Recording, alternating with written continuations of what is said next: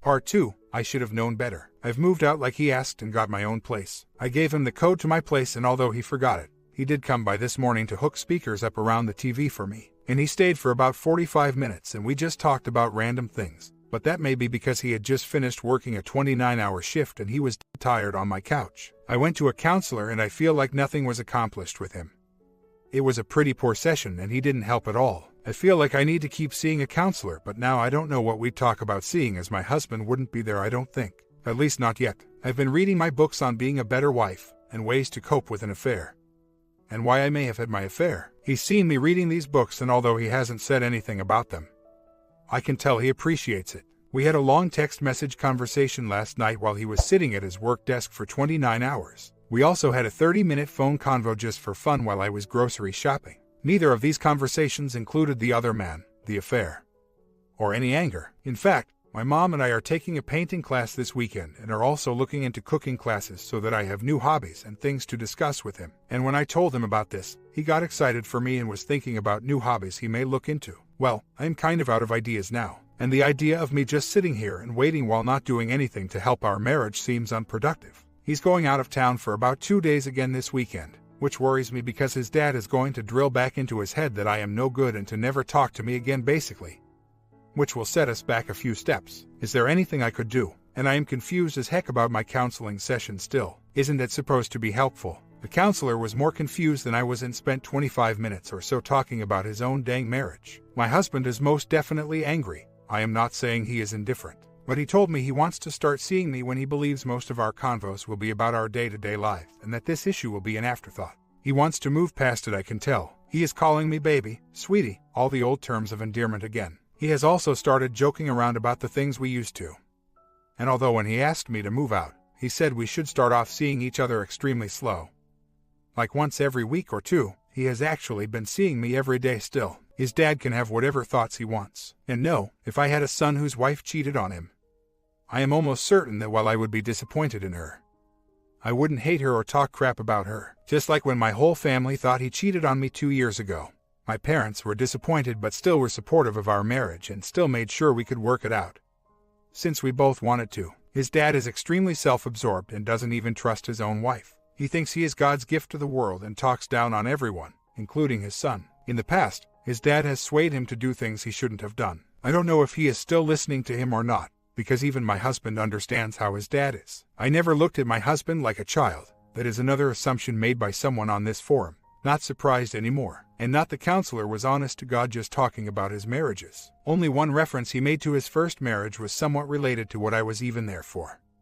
And it was all of a 15-second part of his 30-minute ramble about his past. If you still think I just must have not been paying attention or putting the pieces together, he spent about 10 minutes talking about Vietnam and what TV shows him and his first wife liked to watch together 30 years ago. I went ahead and scheduled an app with a totally different counselor. I would have stuck around with him to see how he'd turn out, but with the Army I only get 12 free sessions, and so I'd like to get the most out of those 12 that I can. And if I need more, then I will most definitely contribute out of pocket, as long as I find a good counselor. And I am sorry that because I want to do as much as possible to help him heal and mend our relationship, as long as that may take, that you assume that means I just want to pretend like it didn't happen and just basically nag him to get over it. Sometimes he initiates contact and sometimes I initiate contact. About 65% of the time, it's asking each other for favors or figuring out some quick info. The rest of the time it's us just talking and joking around like normal. Should I keep initiating contact some of the time? Or should I just stop and wait for him to contact me? Cause in the beginning of all this, he said he will initiate contact and seeing each other if he even decided to do that.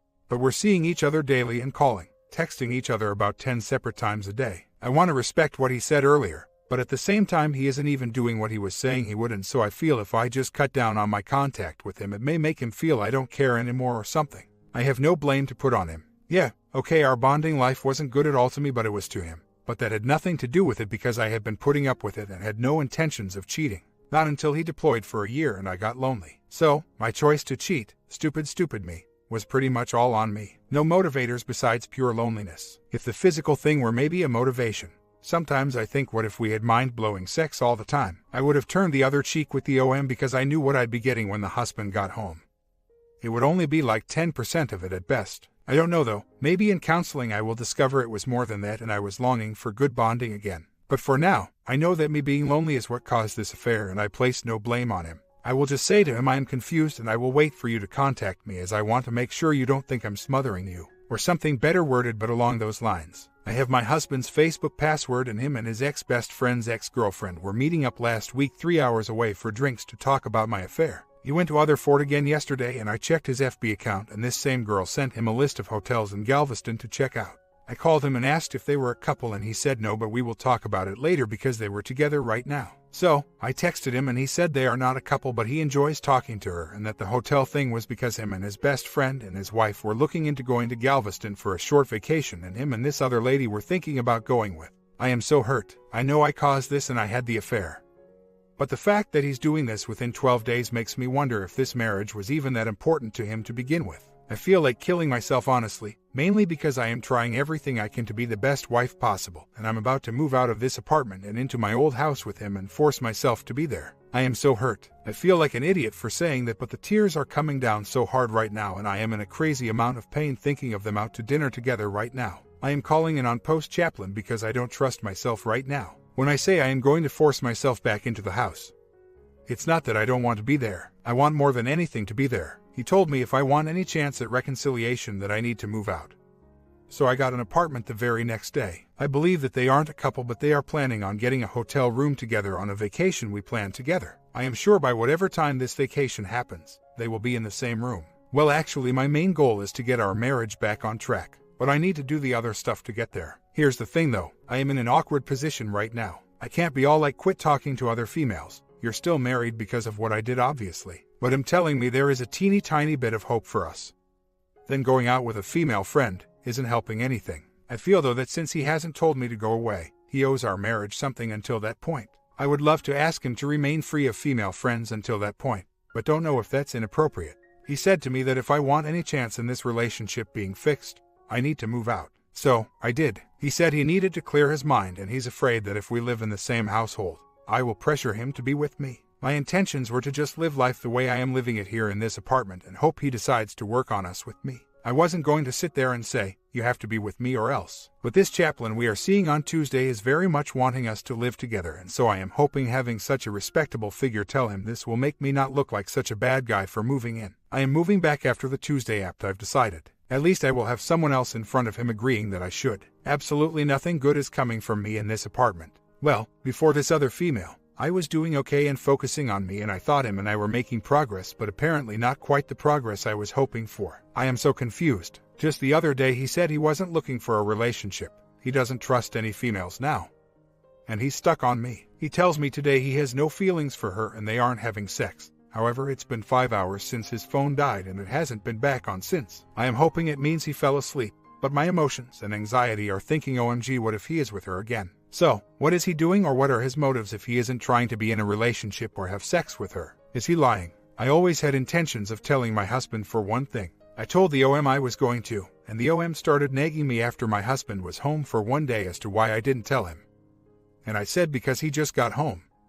I want him to enjoy something before then. So yes, I waited 17 days to tell him. I didn't tell him because he was snooping. I didn't find out he was snooping until a couple days after D-Day. Yes, now I am beginning to understand exactly what he went through. And the part that is really hurting is the fact that I have no clue if anything happened or not.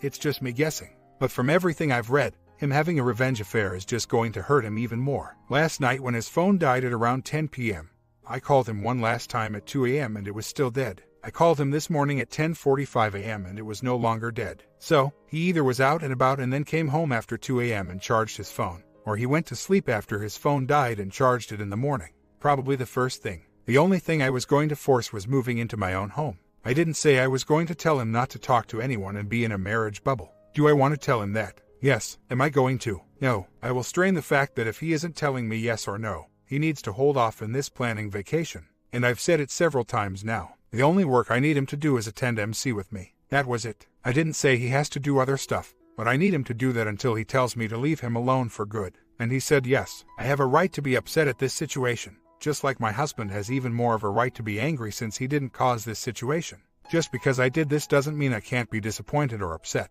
Like any of you haven't made a bad choice and regretted it later. I doubt it. My husband, as much pain as I've caused him, can't be telling me there is some hope and do this and that. while I go out mingling with another woman. If that is what he wants to do, then by all means I will accept it once he tells me to go away. But he hasn't. So now he is a cake eater as well as me. And I can be in the home that I helped buy and build. It's just whether or not I choose to do what he asked. He asked so he could clear his mind and we can slowly start dating again. I agreed to these terms. I did not agree to move out so he can have someone else in another town as well. So, if I put myself into the house, it's not because I just couldn't take living alone. Actually, I was enjoying my time in the apartment and gathering my own thoughts up until this other lady came in the picture. If she wasn't in the picture, I would be fine and having no desire to put myself back into the home without his acknowledgement and wishes. But at this point, what do I have to lose? If I stay here, I lose. If I go into our home, there may be a chance. Better I feel than me being here. And if it gets to the point where zero benefits come from me being there, I will move out. I decided a few days ago, on my own, that I am not moving back in. I became crazy control lady on set and even he told me that this is not who I normally am. And I need to stop. I told him that the hotel thing really messed me up. I am not forcing him to make this marriage work. I said if you are telling me there is a 1% chance, we can make it work. Let's go to counseling. And guess what? He contacts me at least 3x a day about when we are going to go. He almost seems excited. Now here is the crappy part. On set when he told me I am being crazy, I was. He said this relationship being saved is on me. If I decide I want to date someone, then maybe later on I may not like the girl and she isn't anywhere near as good as you were.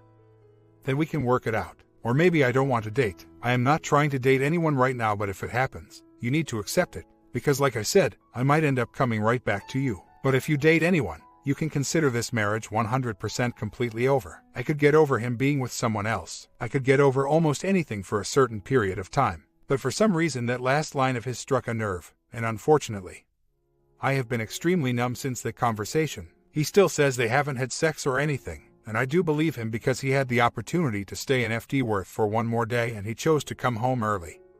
Which knowing him, if he wanted to there with someone he would have. But I kind of feel like I am doing the 180 on him now, which I shouldn't. I know, but that's kind of what giving him space is about. Like when he came home yesterday, he stopped by my place to hook up my Xbox. I told him it's fine and I will figure it out on my own. He asked if I was sure. I said yes. He left and for the first time since this whole thing started, I did not give him a hug or walk him to the car. He never initiates a hug with me, no, which is understandable. I could tell he was confused by my being short with him, but still pleasant. And I haven't called him not one time since that or texted him. He ended up calling me within 5 minutes of leaving my house yesterday. I imagine that me begging for forgiveness, like, it is unappealing to him as it is to the WS when the LS beg for them back. So, if he wants to chase, by all means he can chase me. But I am not putting myself out there like that again. We have our MC with the chaplain tomorrow. We'll see how that goes. I am still so numb and almost uncaring at this point. I know I did wrong, but basically demanding me to wait if he decides to bang everyone. Well, killed a lot of my drive for this marriage. I believe it's temporary, but who knows? I'm going to let time decide this one for me. I am in a happy place right now though, so I am just enjoying it again and I am not going to let the which may possibly come up in his life drag me down cause it's not helping our situation. The marriage was fine because we were both extremely happy. Only fought about 4 or 5 times a year. Never had any financial worries at all. Spent all of our time together doing new and fun things.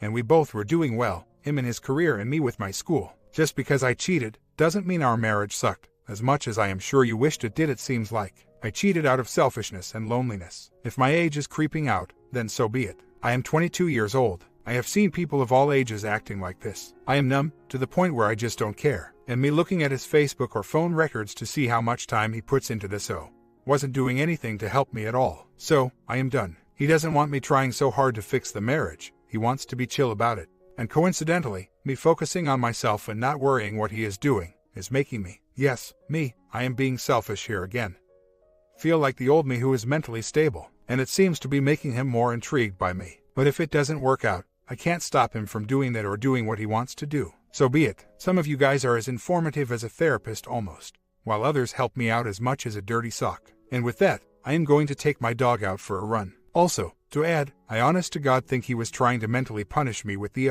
I don't think he has it in him to actually go through with anything, because as soon as I stopped showing it hurt me, he stopped doing it. Immature, yes, but definitely understandable cause with me and my immaturity.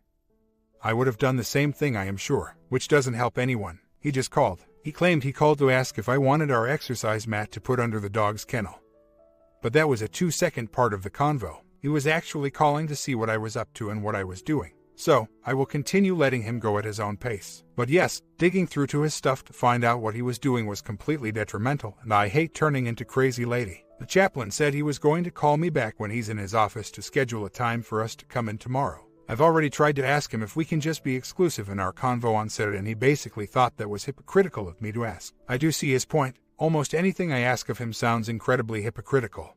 But at the same time, if we don't do these things now, there is no hope for us. But I think that's what he wants anyways, and he was just messing with my emotions. The only helpful thing my counselor told me was, do you think he just has you in the punishment phase now? And I believe so. But he is slowly reaching out to me since I am not blowing his phone up. I feel silly looking back for doing that, but at the same time I understand that I was hurting a lot. I don't think he is actually having an affair with her. Their FB messages, only about 4 each, seem friendly. The phone records indicated that over a week-long period, they only chatted on the phone about 2 hours, and sent about 50 text messages, mostly her though. It's more than I'd like, but I know that between me and the OM, we texted a lot more than that, and he only lived 10 minutes away.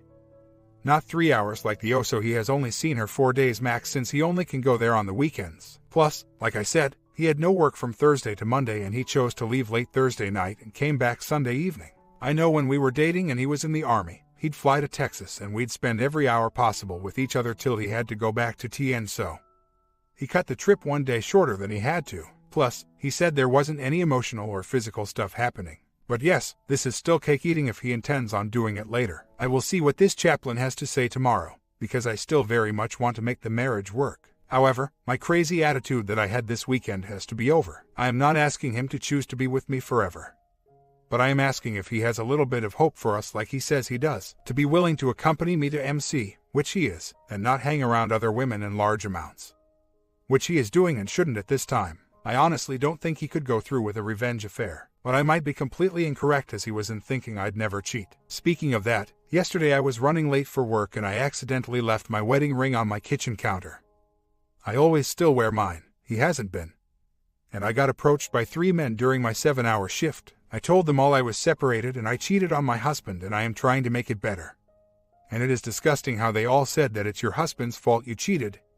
Don't blame yourself. Can I have your number? I was extremely repulsed. I know they were just saying it to get laid, but that is just disgusting to me. Never leaving my ring at home again. He said that when I was blowing his phone up, it almost seemed not worth it to even give us a chance, so I stopped right there. I should have just kept my nose out of the phone records and such, because that put me in freak-out mode and pushed him away. I think he enjoys being in control of when we talk, and that is fine with me. Plus, with me not contacting him, and the only way we talk is if he initiates it.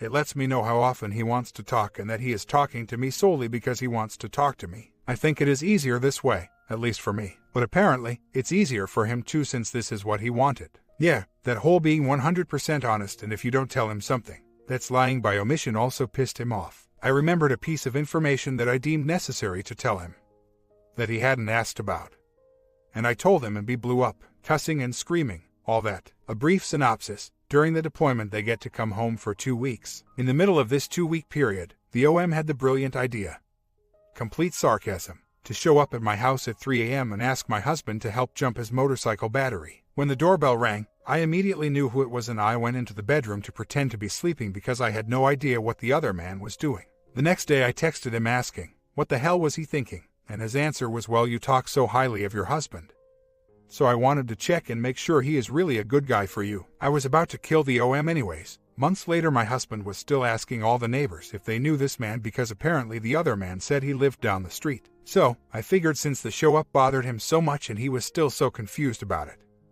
it was my job as the WS to inform him that was the OM who completely disrespected him in his own house. So, after my husband finished cussing and screaming, he politely asked me to never divulge anything unless he asks, and he's not really asking anything. Anyways, I hope he doesn't do the R, but if he did, I would obviously forgive him. But he is such a good and honest man, I don't think he could lower himself to that like I did. He may be young as well, but he is a very, very good man, which makes me feel even more retarded. But later tonight I have to go to my old neighborhood to watch my friend's dogs, and I will stop by the house and drop him off some of this awesome brisket I am making. Then leave, cause I know he's probably eating like crap. Just went to this random gas station and I'm sitting in my car listening to music waiting for the gas to finish pumping, and this little 15-year-old looking boy is harassing me outside of my car. But guess who was already 2 pump stations away and was watching me? My husband. Randomly ironic. Anyways, so he's watching and thinks that this little boy is the OM, so he puts his pistol in the holster on his hip. He has a CHL. And also had said pistol on him when the OM knocked on the door at 3 a.m. So, in doing so, he terrifies this little old lady who was pumping gas and watching him. Then he waves at me, so I walk over to him and he asks if that is the OM. Yes, that little 15-year-old looking boy. And I just laughed and he told me about this lady who is now sitting there watching us. So, I guess he felt if that were the OM, he would need to be ready or something. We chit-chatted while he filled his tank up and had some laughs, then went our separate ways. How random is that? I am a dog trainer at PetSmart. These were random customers. They each asked in their own corny way if I had a boyfriend. I said no.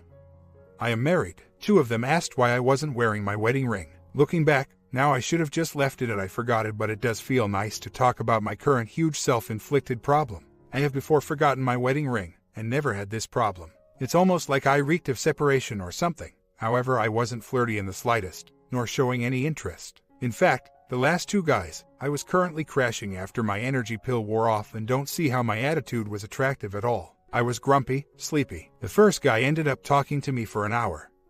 The other 2 were about 25 minutes or so. The first guy was the most persistent.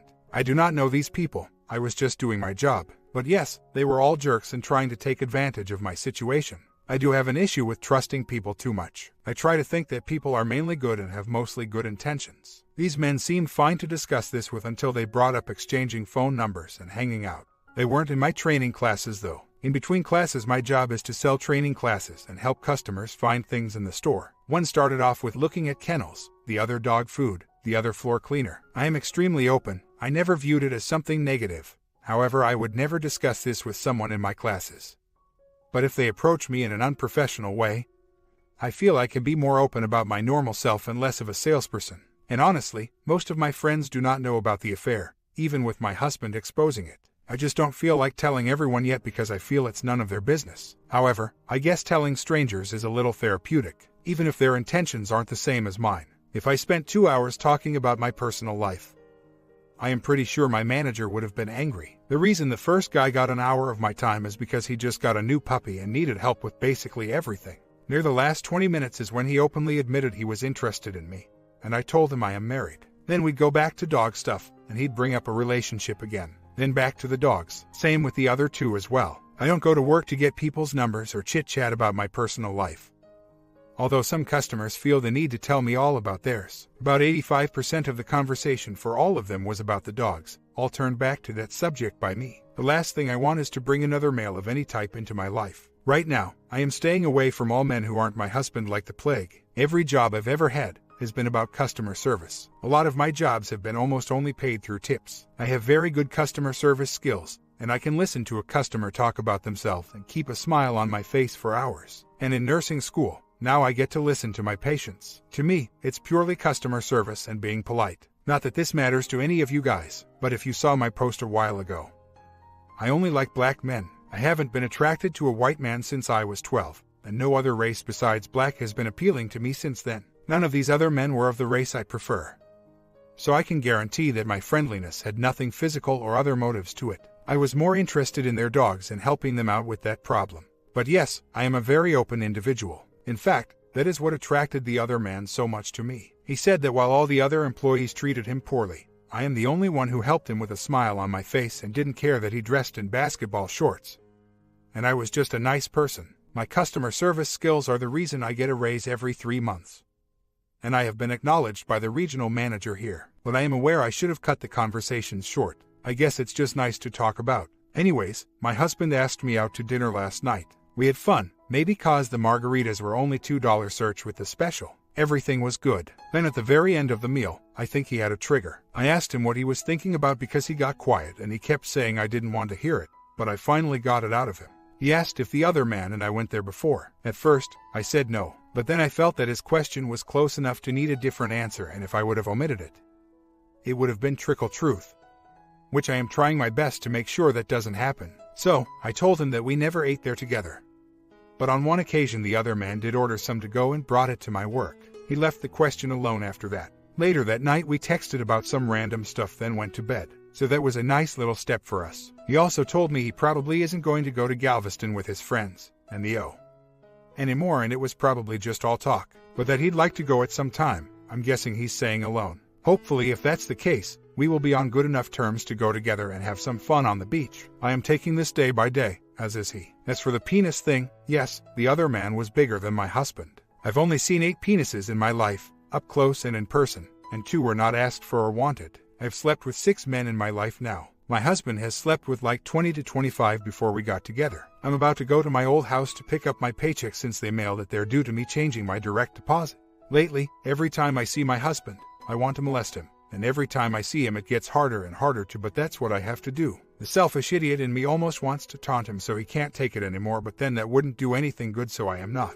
But I'd be lying if I said it didn't cross my mind every 30 seconds when I am around him. Well, I went over there and we chatted about random stuff. Then he brought the other man up. Then he said he is sorry but he can't keep doing this. And he feels horrible because he's always given me anything and everything that I wanted. But he can't do this. I told him that I have so much I wish I could say, but I am just going to do what you want and I will bite my tongue from now on. I told him that he has to start the divorce process and I will sign anything he wants and we can make it as short and painless for him, but that after I sign the last document, we can no longer have any contact between us ever again. He seemed really shocked and sad about that. I just told him it would hurt too much to see him all the time and not be with him. I couldn't take that. He said he understood. Then we sat there holding each other and crying, and I got up and told him I hope you have a good life, and I got in my car and left. He just stood outside on the driveway staring at nothing. I noticed this post seems cold and distant. We did talk over an hour span about the divorce. I am just giving a synopsis. This is the part where I pay her dues, and it sucks. I am not sure if he 100% meant that he just can't work through this as much as he wants, or that he just hurt a lot after we discussed the OM he brought up, and he is just on an emotional roller coaster and maybe his decision will change tomorrow. But I am taking his word and I'm preparing myself for a divorce. If he changes his mind, great, but I am not giving myself hope for that. I am the one who said, if you can't see yourself moving past this, then I guess we need to get a divorce, and told him he might as well get it started so we can be divorced within 60 days. That I just wanted to make him happy. So, he seemed sure at times that we should divorce. Then other times he made it seem like he would file for a divorce because it was what I wanted. It's not. I think a part of him wants to try and work it out since it's only 2 weeks past D-Day. But I am not going to push him any further. Just stand by and watch my consequences play out. My comment. Part 3 will be the final part of this story. Sub and bell. I hope you learned something.